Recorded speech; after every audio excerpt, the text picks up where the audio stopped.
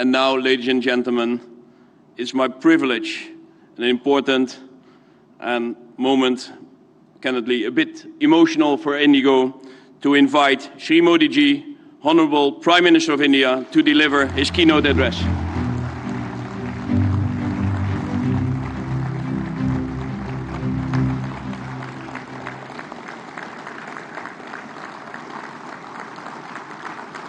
Thank you.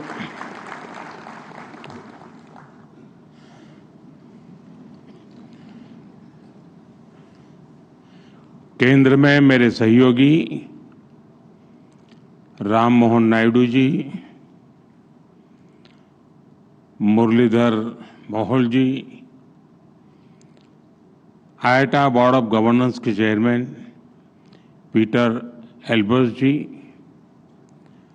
IIT के director general Willie once जी, Indigo के managing director Rahul Bhatia जी, अन्य सभी महानुभाव, देवी और सज्जनों, आईआईटी की 81st एनुअल जनरल मीटिंग और वर्ल्ड एयर ट्रांसपोर्ट समिट में मैं आप सब अतिथियों का भारत में स्वागत करता हूं, आपका अभिनंदन करता हूं। ये कार्यक्रम 4 दशक बाद भारत में हो रहा है। इन 4 दशकों में भारत में बहुत कुछ बदल चुका है। आज का भारत पहले से कहीं ज्यादा आत्मविश्वास से भरा हुआ है। ग्लोबल एविएशन इकोसिस्टम में हम न केवल एक विशाल मार्केट है, बल्कि पॉलिसी लीडरशिप, इनोवेशन और इंक्लूसिव डेवलपमेंट के प्रतीक भी है। आज Bharat global space aviation convergence का एक उभरता हुआ लीडर है। पिछले 1 दशक में भारत की सिविल एविएशन सेक्टर में ऐतिहासिक उड़ान से आप सब भली भांति परिचित हैं।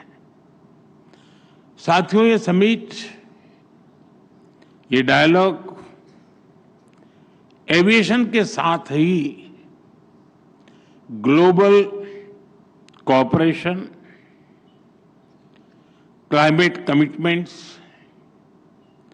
और इक्विटेबल ग्रोथ के शेयर्ड एजेंडा को आगे बढ़ाने का एक माध्यम भी है। इस समिट में आप जो चर्चा कर रहे हैं, उससे ग्लोबल एविएशन को नई दिशा मिलेगी। मुझे विश्वास है हम इस सेक्टर की इन्फिनिट पॉसिबिलिटीज को टैप कर पाएंगे, उन्हें और बेहतर ढंग से यूटिलाइज कर पाएंगे। फ्रेंड्स, आज हम सैकड़ों किलोमीटर की दूरी, इंटर कॉन्टिनेंटल जर्नी केवल कुछ घंटों में तय कर लेते हैं, लेकिन 21st सेंचुरी की दुनिया के सपने हमारी इन्फिनिट इमेजिनेशन रुकी नहीं है। आज इनोवेशन और टेक्नोलॉजी अपग्रेडेशन की स्पीड पहले से भी कहीं तेज है, और हमारी स्पीड जितनी तेज हुई है, हमने उतनी ही डिस्टेंट डेस्टिनेशन को अपनी डेस्टिनी बनाया है। आज हम एक ऐसे मुकाम पर खड़े हैं जहां हमारे ट्रैवल प्लान केवल धरती के शहरों तक सीमित नहीं है। इंसान आज स्पेस फ्लाइट्स और इंटरप्लेनेटरी यात्राओं को भी कॉमर्शलाइज करने, उसे सिविल एविएशन के लिए खोलने के सपने देख रहा है। ये बात सही है कि इसमें अभी समय है, लेकिन ये बताता है कि आने वाले समय में एविएशन सेक्टर कितने बड़े ट्रांसफॉर्मेशन और इनोवेशन का केंद्र बनने वाला है। भारत इन सभी संभावनाओं के लिए तैयार है। मैं इसका आधार भारत में 3 मजबूत पिलर्स के कारण बता रहा हूं। पहला, भारत के पास मार्केट है। ये मार्केट मात्र कंज्यूमर्स का समूह नहीं है, ये भारत की एस्पिरेशनल सोसाइटी का प्रतिबिंब है। दूसरा, टेक्नोलॉजी और इनोवेशन के लिए हमारे पास डेमोग्राफी और टैलेंट है। हमारे युवा नए दौर के इनोवेटर्स हैं जो आर्टिफिशियल इंटेलिजेंस, रोबोटिक्स और क्लीन एनर्जी जैसे क्षेत्रों में ब्रेक थ्रू ला रहे हैं। तीसरा, हमारे यहां इंडस्ट्री के लिए ओपन और सपोर्टिव पॉलिसी इकोसिस्टम है।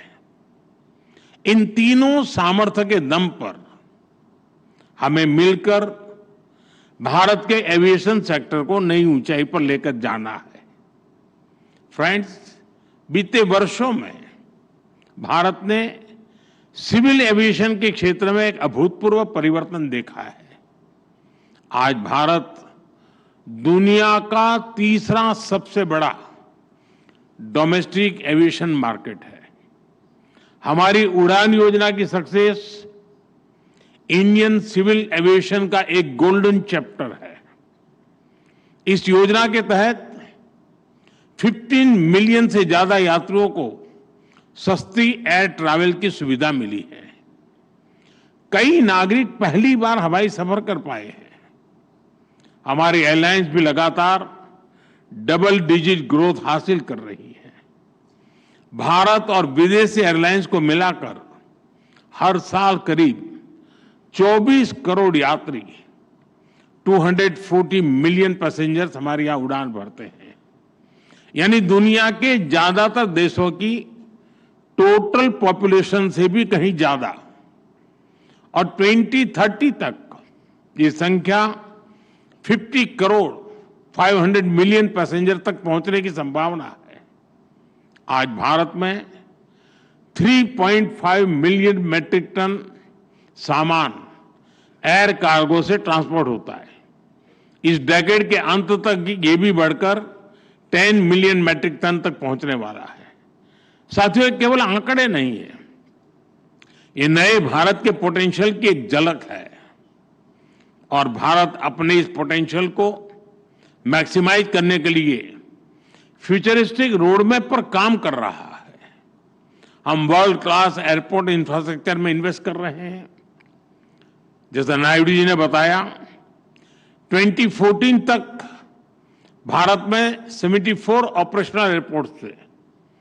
आज इनकी संख्या बढ़कर 162 हो चुकी है। इंडियन कैरियर्स ने 2000 से ज्यादा नए एयरक्राफ्ट के लिए ऑर्डर दिए हैं और ये तो अभी शुरुआत है। भारत का एविएशन सेक्टर एक ऐसे टेक ऑफ पॉइंट पर खड़ा है जहां से उसे लंबी और सबसे ऊंची उड़ान भरनी है। और ये उड़ान केवल भौगोलिक सीमाओं को पार नहीं करेगी, बल्कि ये दुनिया को सस्टेनेबिलिटी, ग्रीन मोबिलिटी और इक्विटेबल एक्सेस की दिशा में भी ले जाएगी। फ्रेंड्स, आज हमारे एयरपोर्ट्स की हैंडलिंग कैपेसिटी हर साल 500 मिलियन यात्रियों तक पहुंच चुकी है। भारत आज दुनिया के उन गिने चुने देशों में है जो टेक्नोलॉजी के जरिए यूजर एक्सपीरियंस के नए स्टैंडर्ड सेट कर रहा है। हम सेफ्टी, एफिशिएंसी और सस्टेनेबिलिटी पर भी उतना ही फोकस कर रहे हैं। हम सस्टेनेबल एविएशन फ्यूल्स की ओर बढ़ रहे हैं, ग्रीन टेक्नोलॉजीज में निवेश कर रहे हैं, कार्बन फुटप्रिंट्स घटा रहे हैं। हम प्रोग्रेस और प्लेनेट की सुरक्षा दोनों सुनिश्चित कर रहे हैं। साथियों, ये हमारे जो विदेशी अतिथि हैं, मेरा उनसे आग्रह है कि आप डिजी यात्रा ऐप के बारे में जरूर जानिएगा। डीजी यात्रा ऐप डिजिटल एविएशन का एक उदाहरण है।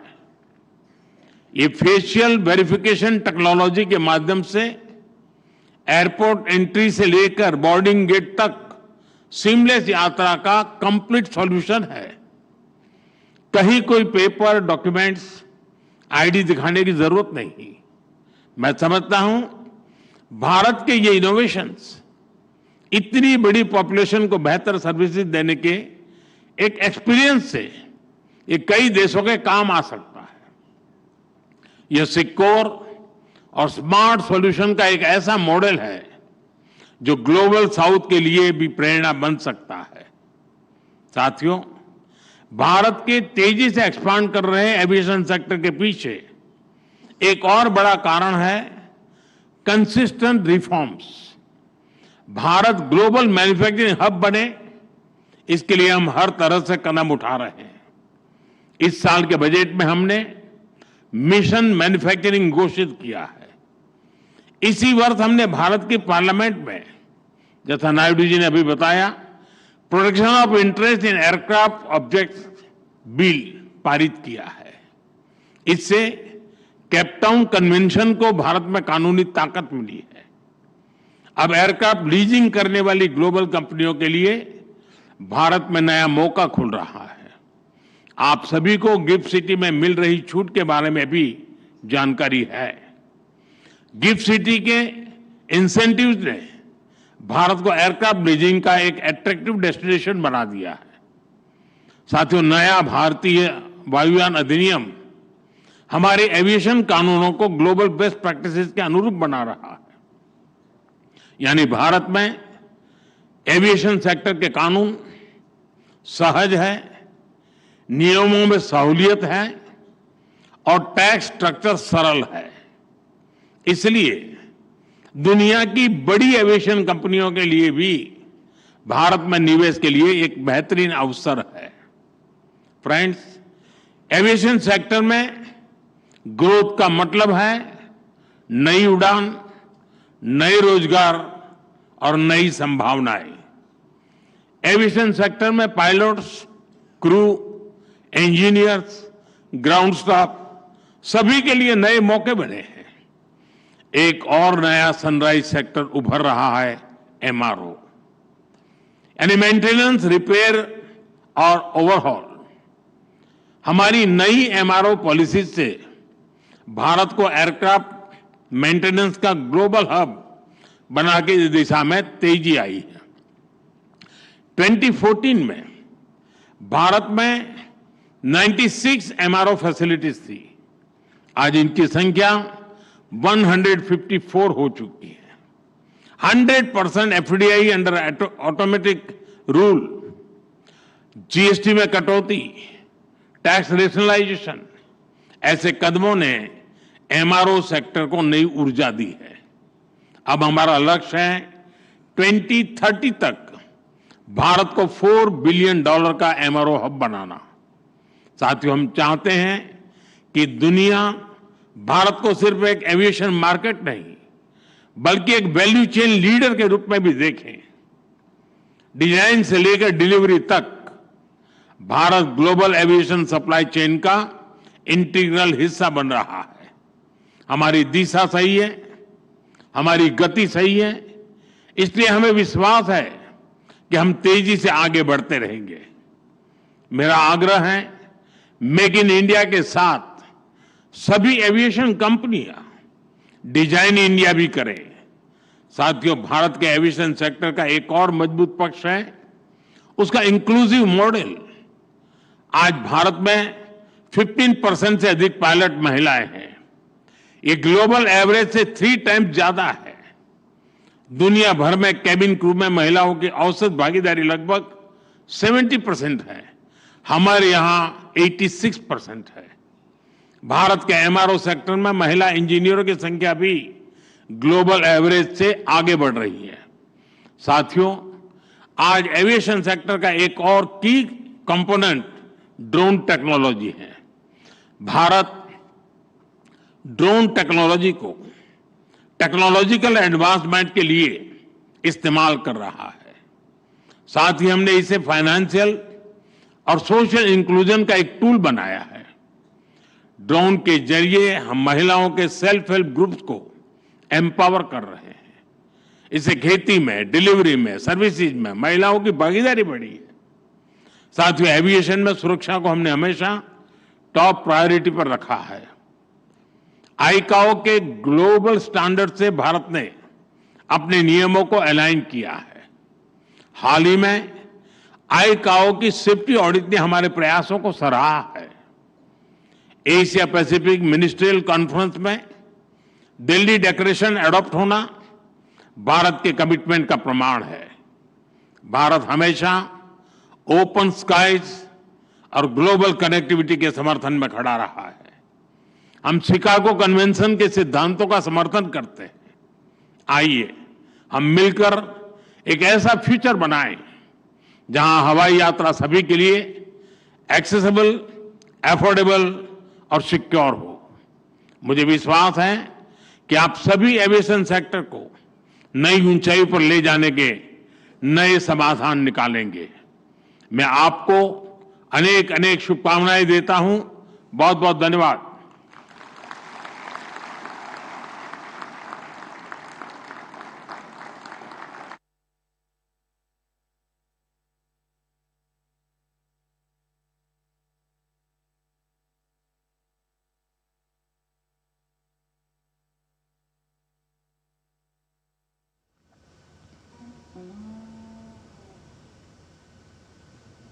So that was Prime Minister Narendra Modi addressing the 81st annual general meeting of the International Air Transport Association, IATA, in New Delhi. Prime Minister Modi called India an emerging global leader in civil aviation. He hailed Prime Minister Udan's scheme, making air travel affordable for the common man of the country. He said through this IATA gathering in Delhi today, all stakeholders will tap the immense potential of India's civil aviation industry. He enumerated 3 pillars of India's aspirational journey for civil aviation industry. First, India's vast market. India is 3rd largest domestic aviation market of the world. B, India's talent hub. Indian innovators excel in AI, robotics and clean energy. And third, India's open and supportive ecosystem. India has 162 operational airports today from a mere 70 plus in 2014. The Prime Minister said that India's aviation sector is at such a takeoff point where it has to make its highest flight in sustainability, green energy and equitable access for all. Well over 1,700 global civil aviation CEOs are attending this IATA gathering in New Delhi's Bharat Mandapam. Prime Minister Modi asked all stakeholders at this AGM to download Digi Yatra app. That's a complete seamless solution for air travel for Indians. He called it an example to emulate in the global south. Prime Minister Modi further said that he wants India to be a global manufacturing hub as well. He said that production of interest in aircraft production has been incorporated in the budget. He invited global aviation companies to invest in India as it has civil aviation laws being eased and an easy tax structure as well. Further, he said that he wants India to be an MRO hub as well. So India has 154 MROs, that's maintenance, repair and overhaul hubs. He said he asked all to use India's ever-inclusive model of growth. PM Modi cited Indian women being employed in the civil aviation industry, not just as cabin crew, but also as pilots as well, far exceeding the global average. And lastly, Prime Minister Modi said that India uses drones for its security purposes, and he said that India supports and advocates for open skies and accessible, affordable and secure air travel for all. So this event is going on in Bharat Mandapam in New Delhi, the 81st annual general meeting of the International Air Transport Association, IATA.